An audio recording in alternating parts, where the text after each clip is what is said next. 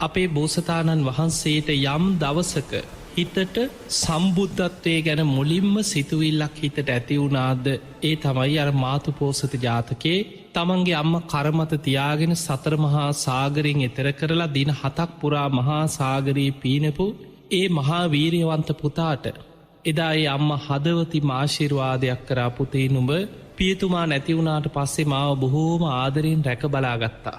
මට බොහොම සද්ධාවෙන් ඇපූපස්ථාන කරා. නුඹ වෙළදාම යන ගමන් මාවත් රැගෙන මට ඇපූපස්ථාන කරමින් මේ ගමන පිටත් වුණා. හදිසියේ නැව මුහුදුබත් වුණාට පස්සේ මාව කරමත තියාගෙන දින 7ක් පුරා මේ සතර මහා සාගරයේ පීනමින් මගේ ජීවිතය ආරක්ෂා කරා.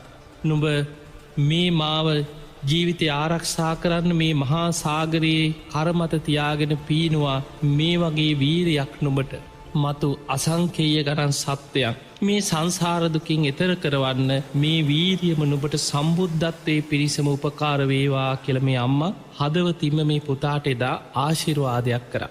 එදා තමයි කියනවා ඉස්සරලාම බුද්ධත්වය ගැන මුලින්ම සිතුවිල්ලක් හිතට ඇතිවෙච්ච දවස. ඒ තමයි පළවෙනි මනෝප්‍ර නිදහනේ. මනසින් බුදු බව ප්‍රාර්ථනා කරන්න මනසට සිතුවිල්ලක් හිතට ඇතිවෙච්ච දවස.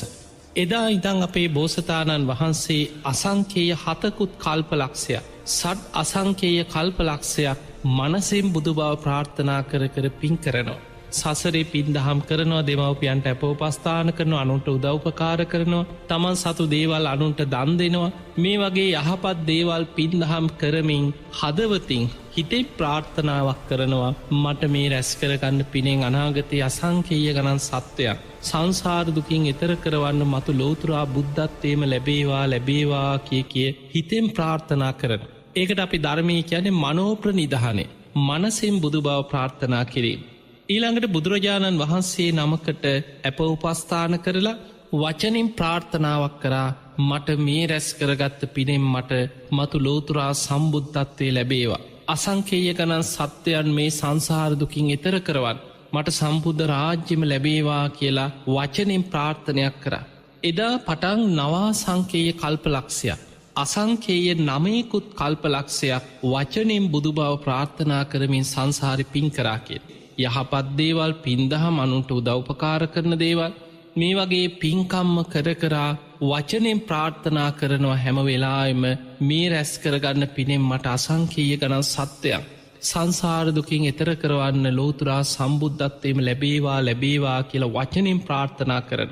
ඒකට කෙන වාක්ප්‍ර නිදහනේ වචනින් ප්‍රාර්ථනා කරමින් සම්බුද්ධත්වයේ පිණිස වාක්ප්‍ර නිධානය සම්පූර්ණ කරගෙන පින් කරගෙනාව. එදකොට ඔබ දන්නවා මනෝප්‍ර නිධානයත් වාක්ප්‍ර නිධානයත් සම්පූර්ණ කරගත්ත කාලය සොලසා සංකීය කල්පලක්ෂයක් වෙනවා. ඒ ඇන අසංකීය 16කුත් කල්පලක්ෂය පුංචි කාලයක් නෙම. එදා සුමේද තාපසයන් වහන්සේට විවරණ ලැබෙනකොට පිරිමි ආත්මයක් ලබන්න ඕන විවරණ ගන්නනම් බුදු කෙනෙක්ගෙන් ඒ විවරණ ලැබෙන ආත්මය පිරිමි ආත්මයක් තුළ තමයි නියත විවරණය ලැබෙන. ඊළඟට මනුස්සාත්මයක් දෙවි කෙනෙකුට නියත විවරණයක් ලැබෙන්නේ සසර පින්කරගෙන යන්න පුළුවන් දිවි ආත්මෝල් හැබැයි නියත විවරණ ලබනකොට බුදු කෙනෙක්ගෙන් මනුස්සාත්මයක් මනුස්සත්හං ලිංග සම්පත්ති ලිංග සම්පත්ති ගැන පිරිමි ආත්මයක් ලබන්න ඕන.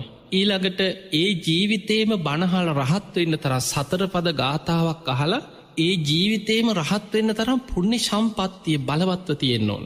එහෙම පින තියෙද්දි තමයි තමන් මේ ජීවිතේ රහත්වෙන්න පුළුවන්කම තියෙද්දි ප්‍රාර්ථනා කරනවන්නේ මම මගේ විතරක් විමුක්තිය පිණිස මට පුළුවන්කම තිබුණත් මේ සංසාරි දුක්විඳවිඳ යන සතරාපාය වැටි යන අසංකේය ගණන් සත්වයන්ව සංසාරදුකින් එතර කරවමින් මම ලෝතුරා සම්බුද්ධත්වය පිණිසම පාරමී පුරාගෙන යනවා. මම සම්බුද්ධත්වයට පත්වෙලා තවත් සත්‍යයන් සසරදුකින් එතර කරවමින් මම නිවනට පත්වෙනවා. එතකොට ඒ උතුම් අරමුණ තුළ තමන්ගේ අතට පත්වෙච්ච නිවන ලෝක සත්‍යයන් ගැන කරුණාවෙන් කැප කරලා ලෝතුරා සම්බුද්ධත්වය පිණිස පාරමී පුරන්න පටන්ගන්න.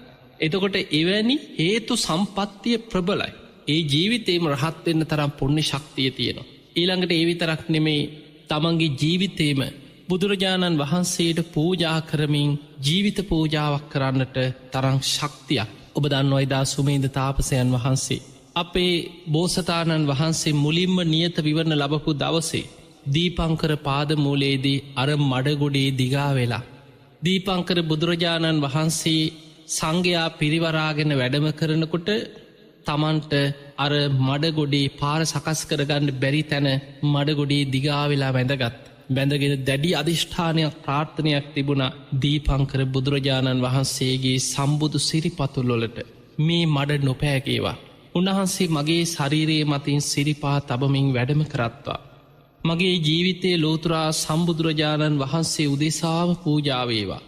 මේ පිනෙන් මට මතු ලෝතුරා සම්බුද්ධත්වය ලැබේවා කියෙන ජීවිත පූජාවකින් තමයි මඩගොඩේ දිගාවෙලා වැඳගෙන එදා සුමේද තාපසයන් වහන්සේ මේ ප්‍රාර්ථනය කරන්න. එතකොට ජීවිත පූජාවක් කරමින් බුදු කෙනෙක් ඉදිරියේ එවැනි පූජාවක් කරන්න තරං පුුණ්‍ය ශක්තියක් ඇති ජීවිත පූජාවක් කරන මොහොත් දීපංකර බුදුරජාණන් වහන්සේ සුමේද තාපසයන් වහන්සේට මුල්ම වතාවට බුදු කෙනෙක්ගේ බුදුමුවෙන් නියත විවරණයක් ලැබෙනවා. මහණෙනි මේ වීරියවන්ත කෙනා මේ සුමේද තව සාරා සංකේය කල්පලක්ෂයක් ගිය තැන ගෞතම නමින් සම්මා සම්බුද්ධත්වයට පත්වෙනවා. එදාට ඒ බුද්ධ ශාසනය තුළ සාරිපුත්ත මොග්ගල්ලාන නමින් අග්‍රශ්‍රාවකයන් වහන්සේලා යුවල ඒ ශාසනය තුළ වැඩ සිටින. ආනන්ද නම් වූ අග්‍ර උපස්ථායක කෙනෙක් වැඩ සිටිනවා. මේ විදිහට අනාගත බුද්ධ ශාසනය ගැන තව සාරා සංකේය කල්පලක්ෂයකින් බුද්ධත්වයට පත්වෙන මේ සියලු විස්තර එදා දීපංකර බුදුරජාණන් වහන්සේගේ බුදුමුවින් පිරිස ඉදිරියේ දේශනා කරන්නට යෙදුණා. ඒ තමයි පළවෙනිම නියත විවරණ ලැබීම. එදා සුමේද තාපසයන් වහන්සේ දීපංකර බුදුරජාණන් වහන්සේකින් විමසනවා ස්වාමීනී සම්බුද්ධත්වයේ පිණිසමා දියුණු කළ යුතු බුද්ධ කාරක ධර්මයන් මොනවද. එතකොට ඒ වෙනකොට මනෝප්‍රනිධානයයි වාක්ප්‍රනිධානයයි සම්පූර්ණ කරලා. හැබැයි සම්බුද්ධත්වයේ පිණිස දියුණු කළ යුතු බුද්ධ කාරක ධර්මයන් තියෙන. මේ බුද්ධ කාරක ධර්ම මොනවද කියලා විමසනවා.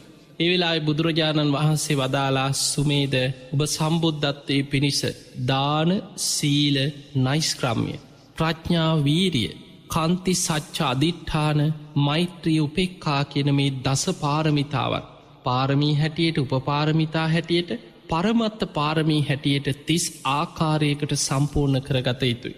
එතකොට දස පාරමිතා පාරමී ධර්ම හැටියට සම්පූර්ණ කරන. ඒ දස පාරමිතාම උපපාරමිතා හැටියට සම්පූර්ණ කරනවා. ඒ දස පාරමිතාම පරමත්ත පාරමිතා හැටියට සම්පූර්ණ කරනවා. මෙන්න මේ විදිහට සම්පූර්ණ කරගත යුතුයි කියලා දස පාරමී ධර්මයන් ගැන දේශනා කරලා එදා දීපංකර බුදුරජාණන් වහන්සේ සංඝ පිරිස සමග දානයේ පිණිස වැඩම කරන්නට යෙදුණා. එදා සුමේද තාපසයන් වහන්සේ මේ විවරණ ලබාගෙන දසපාරමිතා ගැන කරුණු දැනගෙන ගහක් මුල වාඩි වෙලා අෂ්ට සමාපත්තිලාබේ පංච අභිඥා ඇති මේ සුමේද තාපසයන් වහන්සේ එදා ඒ මොහොතෙම දැඩි අධිෂ්ඨානයකින් සමාපත්තියට සමවැදිල දැඩිසේ අධිෂ්ඨාන කරගත්තා මම මේ මොහොතේ පටන් දාන පාරමිතාව පාරමී උපපාරමී පරමත්ත පාරමී හැටියට ලෝතුරා සම්බුද්ධත්වයේ පිණිස දියුණු කරනවා කියලා අධිෂ්ඨාන කරනකොට මහා පොළොව ගිගුරුම් දෙමින් කම්පාවට පත් වනා කෙන පොළොව සෙලවෙනවා. ඊළඟට දෙවනි වතාවේ අධිෂ්ඨාන කරගත්ත මම මේ මොහොතේ පටන්ම සීල පාරමිතාව පාරමී උපපාරමී පරමත්ත පාරමී හැටියට ලෝතුරා සම්බුද්ධත්වයේ පිණිස සම්පූර්ණ කරගන්නවා කියලා දැඩිසේ අධිෂ්ඨාන කරනකොට දෙවනි වතාවට මහපොළොව කම්පාවට පත්වෙනවා. තුන්ගනි වතාවටත් අධිෂ්ඨාන කරගත්තමම් මේ මොහොතේ පටන් නෛෂ්ක්‍රම්‍ය පාරමිතාව පාරමී උපපාරමී පරමත්ත පාරමී හැටියට සම්පූර්ණ කරනවා කියලා අධිෂ්ඨාන කර. ඔය විදියට දස පාරමිතා දස වතාවක් අධිෂ්ඨාන කරද්දී දස වතාවක් මහපොළොව කම්පාවට පත්වෙනවා. දීපංකර බුදුරජාණන් වහන්සේ දානශාලාවේ වැඩ ඉන්නකොට පොළොව සෙලවෙද්දී සංඝ පිරිස විමසනවා ස්වාමීනී භාග්‍යවතුන් වහන්සේයි මේ දැන් පොළොව සෙලවුණා. දීපංකර බුදුරජාණන් වහන්සේ වදාළ මහණෙනි අපි දානයට වඩිනකොට මගදි මුණගැහිච්ච අර සුමේද තාපසයන් වහන්සේ දස පාරමී ධර්ම අධිෂ්ඨාන කරගත්තා. ඒ දස පාරමිතා අධිෂ්ඨාන කරනකොට ඒ පාරමී බලයෙන් මහපොළොව කම්පාවට පත්වෙනවා කියලා.